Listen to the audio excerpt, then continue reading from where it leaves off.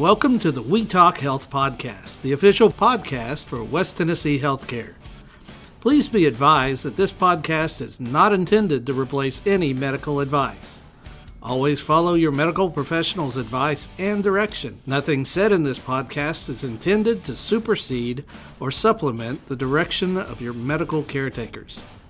If you have any questions, please reach out to us at wetalkhealthpodcast@gmail.com, and we will do our best to answer any questions you may have. Welcome to another episode of We Talk Health. My name is Will Cashiger. I'm going to be your host today. And today we are at the GYN Specialists Clinic in North Jackson, Tennessee. And I am joined today by Dr. Jeff Ball, Amy White, and Lori Smith. Lori, how about you go ahead and introduce everyone? Great. Thanks, Will. Like Will said, we're at our newest clinic with West Tennessee Medical Group, our GYN Specialist, where we have Dr. Jeff Ball, Dr. Don Wilson, and Amy White, nurse practitioner. And today on the podcast, we have Dr. Ball and Amy White. And Dr. Ball and Amy, I'd love for you just to tell me about your new clinic. Tell our listeners the atmosphere and kind of what the feel is here in the clinic, because it is pretty unique, and I want people to hear about it. This is Women's Health Month. We're recording this in Women's Health Month, but we're going to talk about some issues for women's health that women have all year round. So you may hear this podcast in May. You may hear this later in the summer in June or July, but women's health issues happen all year round. So we're going to talk about issues that women may have at any point in the year. So this podcast will be relevant. So Amy, Dr. Ball, tell us a little bit about this new clinic. Well, thanks for having us. We're excited about what we're doing and the opportunity to share that and to discuss things that are important to women. Our clinic started in early April, maybe not the best time in the world to start a clinic in the middle of a worldwide pandemic, but we have been really excited about it. And it's a gynecology-focused clinic. We see patients who are early in pregnancy and so forth, but we do not manage their pregnancies anymore. Dr. Wilson and I did obstetrics, and Amy helped us for 25 years, and we just had a real desire to establish a gynecology-only clinic where we're just emphasizing the things that are important to women in a non-pregnant situation, which is the majority of their lives. And so things have become really complex in both obstetrics and gynecology, as well as in a lot of fields of medicine. And so we wanted to just hone in and focus on the area of gynecology only. So we're thrilled that West Tennessee Healthcare has partnered with us with the vision that we had. And so our office on 379 Hospital Boulevard is new to us, and we've been able to fix it up and had a really fun time just starting from scratch practice. And so we're excited about patients coming, seeing us, and establishing new relationships with other providers and new patients we hope to see and help. That's kind of what we're doing. Amy, what about you? Can you tell us from your perspective how this practice is different from what you've done in the past? Well, I think from what I've done in the past, it's basically the same. The thing that is different for me in this particular practice is just the intimacy of this office. I think it's important that patients, when they walk in the door, they see the same person that they made their appointment with. And I think the continuity that you're going to find in this clinic is important. You're going to see the same nurses each time. Those are the people you're going to talk to on the phone. And I just think it's just a more intimate setting. And I think that's important for women. And we've had patients comment on that, even just in the near term. It's very easy to get in and out, and the atmosphere is very light and bright. Maybe not the right word, but it's just open and it's airy, and you just get a real sense of not only feeling welcome, but just almost like family. Yeah, I think so. I think that's a good way of looking at it. And so we've got some beautiful artwork from Dr. Wilson's wife, who's just done an amazing job. And so we're just really excited about it. It's a different feel, and we're motivated to really provide excellence in women's health care in an environment that women feel comfortable and know that we really do care about them personally and their families. And so I think it's going to have a good impact in our community.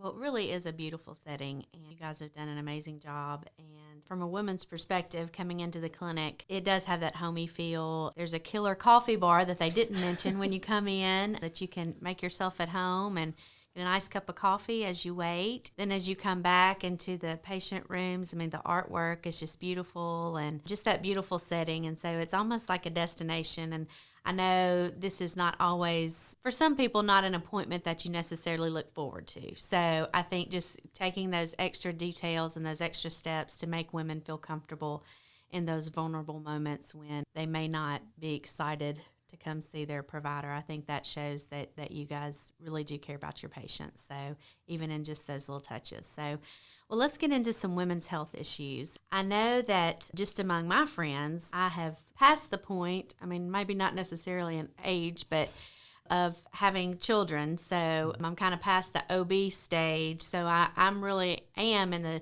phase of my life where I'm just in the GYN stage. And some of my friends will say, well, I haven't had my exam in a couple of years.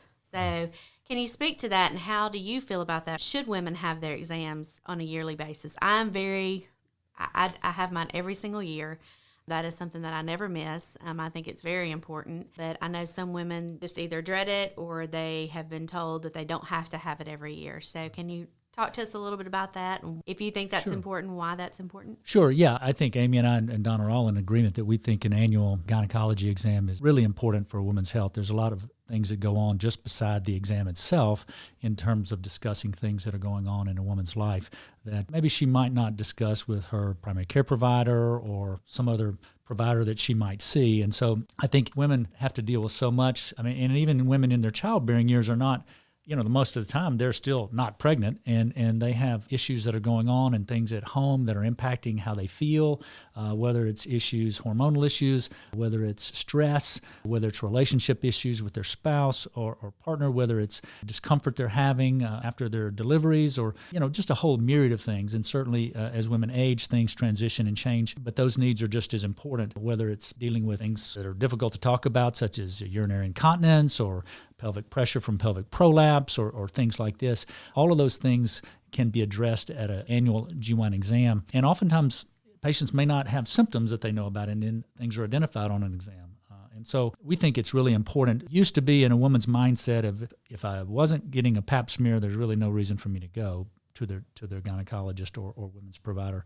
But that's really not true. I mean, there's just a lot of things that need to be evaluated and addressed, be it from a breast exam or, as I mentioned, all the other things that were discussed. So I think it's important that we usually do not do cervical cancer screening pap smears every visit, every year. That has changed over the last 20 years. But it doesn't mean that it's, when you tell a patient, hey, you don't actually have to have a pap smear for 3 years in their 20s, for example, that doesn't mean you don't come back for 3 years. It means you come back in a year, and we'll talk about, whether it's contraception or whatever the issue may be for you.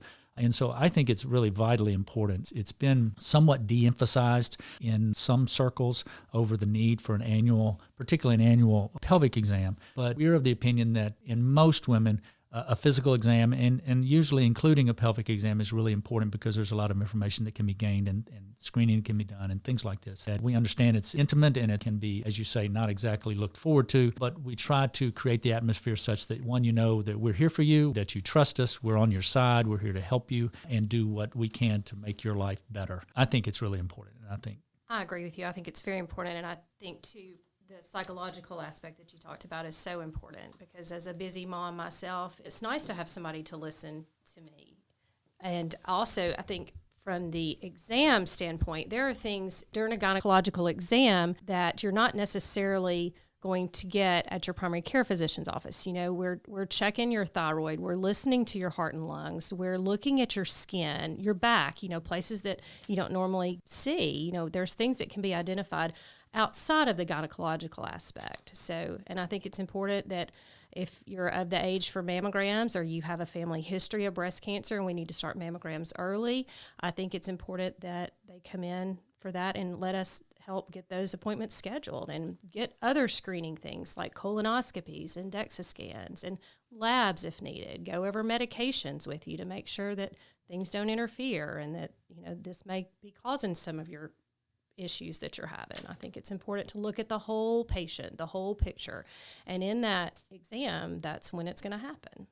Yeah, and I think, too, with the just explosion in understanding of genetics and things like that sometimes it's not certainly on every patient, but there can be family history issues that can be teased out and kind of go, oh, well, you may be at higher risk than the average woman for breast cancer. And, well, should we talk about genetic testing for that? Is that appropriate? And in some women it is, and in some ways it isn't. But oftentimes that can be overlooked. And, there are issues that are coming to light that are important. When we talk about mammograms, an issue of breast density that's come to light in terms of slight limitations of mammography in women who have dense breasts versus women whose breasts are not dense by radiological interpretation. It's not a disease. Breast density is not a disease. It's just a description of what a woman's breast looks like on mammography. But in those women who have dense breasts who are receiving mammographies, I think it's important to understand that they need to have their lifetime risk of breast cancer assessed so that it can be determined, well, okay, you have dense breast, and yes, we understand that with mammography there may be a slight decrease in the ability to pick up real small early breast cancers compared to women whose breasts are not dense. Are you a candidate for having yearly breast ultrasound added to your breast screening or yearly even breast MRI? And the answer is it depends. If your lifetime risk for breast cancer is over 20% by some validated breast cancer risk assessment tools, then yeah, you become a candidate for that. Now, that doesn't answer the question of who's going to pay for it, and we have to kind of work through that issue. And oftentimes insurances are coming around to covering those things. But I think those are just little things that I think are important and may be missed with just kind of blowing off their, the annual breast exam along with the pelvic exam. So I'm in total agreement with Amy that, the more we can spend time talking to patients and learning what's going on in their life, and not everything is necessarily physical. Some of the complaints may be because of what's going on at home or circumstances that have happened in the past, whether it's abuse or whatever else that, a lot of people are not comfortable talking about, and no slap at primary care providers, but oftentimes they've got other issues they're addressing. And so that kind of gets, if you don't take the time to ask the question, the patient may not be volunteering it. So anyway, those are just things that I think emphasize the need for a yearly female gynecologic exam, that it's not just you're walking in, having a pelvic exam and breast exam and walking out the door. There's a whole lot of information and discussion and thought process that's going into, okay, who is Miss Jones and what's going on in her life and what's her family situation and what are her needs, what are her wants. So we try to address those, or at least be willing to listen to the things that are important to them. While they may not get completely handled at one particular visit, it can lead to a follow-up visit a little later, and then let's talk again and let's reassess what's going on and what can we do to help you to make your life better. So clearly you do the annual visits and you follow your patients. So tell me about some specialized things that you guys do. I know that you do some hormone replacement therapies. There's some robotic surgery that you do, and just kind of an overview, just so our listeners can get kind of a full spectrum of the services that you offer here at the West Tennessee Medical Group GYN Specialists Clinic. In terms of hormonal therapy, obviously women that are in their younger years, they're often ovulating regularly and having regular menstrual cycles, and those are not women that necessarily need extra evaluations for that. But there are other women who have decreased interest in intercourse or arousal that are issues for them that are important. Certainly as women age and go through menopause, there can be the significance of menopausal symptoms, hot flushes, night sweats, vaginal dryness, emotional lability, fatigue, a lot of things like that are important. And depending upon maybe their family, their mom said, oh, just, deal with it and you'll get over it. Well, that's not really the right answer. There are options that are available for women that can include whether it's, oral therapy, transdermal therapy, or even what's called subdermal therapy or pellet therapy. And there's certainly a big explosion in a lot of communities for, quote, hormone clinics and so forth. And I'm not here to downgrade those at all necessarily, except to say that I would encourage women to make sure that the people that are making the evaluations and recommendations are people who are really qualified to do so, meaning that, they just didn't go off on a weekend course and get a little certificate from some organization that nobody's ever heard of and then start prescribing hormones. I mean, we have gone through as gynecologists, and Amy is a women's health nurse practitioner. She's not just a family nurse practitioner, which are great, but she has specified training in women's health nurse practitioner. We've spent extra time, a lot of which includes female endocrinology, female hormonal things. And so I think it's important that the people you're getting information and advice from are people who have an expertise in that area and can really provide hopefully good advice. The other issue you mentioned, something that we do a lot of, Dr. Wilson and I, particularly because we're gynecologic surgeons, is we're very active and passionate about minimally invasive gynecologic surgery, so that if you're needing a surgical intervention from a gynecologic perspective, the most important aspect from our perspective is that can this procedure be done in a minimally invasive fashion? What we mean by minimally invasive fashion is smaller incisions, which ideally, if the technique is good, leads to shorter hospitalizations, more outpatient type of care, less pain, quicker recovery to normal activity, things like that. And so we've both really developed our expertise in robotic surgery, which sometimes people look at the concept of robotic surgery and they think, oh my gosh, I've got a robot that's operating on me. And we have to dispel the idea that we're not the ones doing the surgery, when in fact, obviously we are. The robotic technology is really just a tool. It tells people can either drive a Yugo or a basic vehicle, or you can drive more of a Rolls Royce. And we look at the robotic technology, and at least in our opinion, as more of a Rolls Royce type technology, meaning that you may still get the same destination. You may, if you need a hysterectomy for whatever reason, you may get there by having an old school type of open procedure where you have an incision, a big incision on your tummy, and you're in the hospital a couple of days and so forth. Or, you can have an outpatient surgery done the same day, and your recovery is more like 2 weeks with small incisions, little keyhole incisions on your tummy. And so there's just a lot of things that can be done minimally invasively, and we've really pushed ourselves to develop our skills so that we can offer that to the overwhelming majority of our patients and are getting really excellent outcomes. And so we're pretty passionate about that if this was my mom or my daughter or my wife, would I want big incision on her tummy, or would I want somebody who's using small incision, minimally invasive techniques to help her get better quicker? And so if you're being offered a particular procedure and they're talking about a big incision or whatever else, you may want to at least get another opinion. There are some circumstances in which that is the appropriate route and the necessary procedure. But today there are numerous procedures that can be done minimally invasively, and so we're really excited about that as well. So really, you guys just offer such a wide array of services here at the clinic for women. So I would encourage any of our listeners, if they're not already established with one of our providers, to call. And can you give us the number to call the clinic? Sure. It's 731-660-3344. I'd also like to speak for a second. We talked about hormone replacement therapy. We talked about surgery. We do have state-of-the-art ultrasonography, in-office hysteroscopy.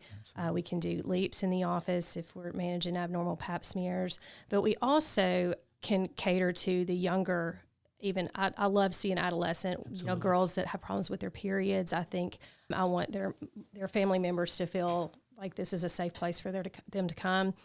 College kids that need birth control. So we can cover the gamut is what I think is important for people to know. So while we have fabulous surgeons, we can still help keep you from getting pregnant or try to help you get pregnant. So I think, even just every age is what we're focusing on here. Yeah, I want to emphasize that too. Amy does an awesome job. She's not, quote unquote, a pediatric gynecologist, but she does a lot of pediatric gynecology. And obviously, Dr. Wilson and I are available for any questions that might fall outside her realm of expertise. But she does an incredible job. And the girls and women that come to her are thrilled with the care she provides and are loyal to her because she does such a great job for them. So I would agree with that and reinforce that idea that we think we have a lot to offer. So what age would you recommend for girls to start having exams and to start seeing a provider? Well, that's a loaded question because the guidelines tell us age 21 for pap smears. That doesn't necessarily mean that your 15-year-old is not having painful periods where she's missing school. Mm-hmm. That shouldn't happen. We can fix that.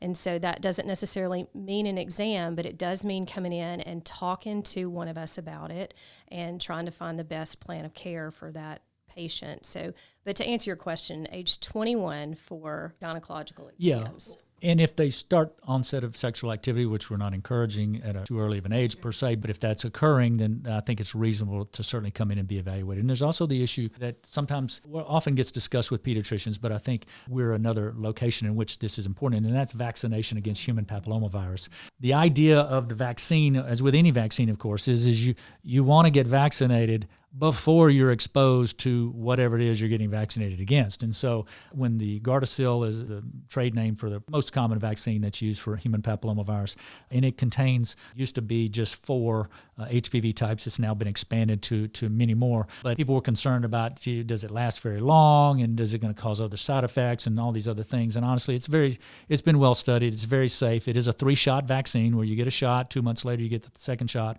and then 4 months from the second shot or 6 months from the first one you get your last shot.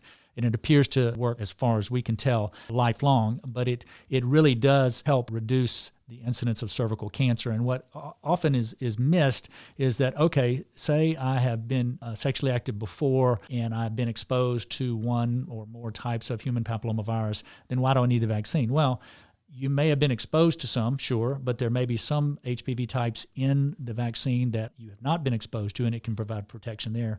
But even on HPV types in which you've been exposed, it appears that the vaccine helps reduce your incidence for cervical precancer cells, what we call cervical dysplasia, so that even though it would seem like that wouldn't make sense, but it actually in practice or in reality does make an impact. And so I encourage young women to consider HPV vaccine, even if they've already been exposed to HPV through previous sexual contacts.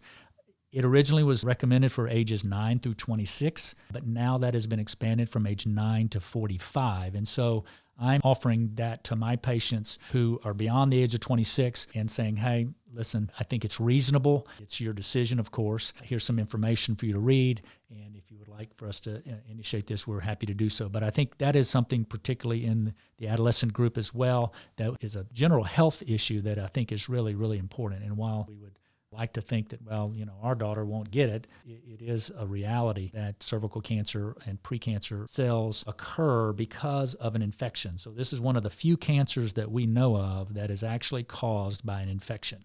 So 99.9% of all cervical cancers, and that number may not be exactly right, but basically the emphasis is super high percentage, get cervical cancer from human papillomavirus. And so if we can provide a vaccine for women at an early age to help reduce their chances of cervical cancer, it is definitely worth it. Cervical cancer is not a type of cancer that you want. Certainly it can be treated in early stages, but advanced stage cervical cancer is a real unfortunate event for a patient and their family. So I think that's something to be mindful of as well. Great. Well, this was a wonderful conversation. I think this is just the beginning. I know that we've got several other topics that we will continue in our podcast series. So our listeners, stay tuned for more from our GYN specialists with the West Tennessee Medical Group.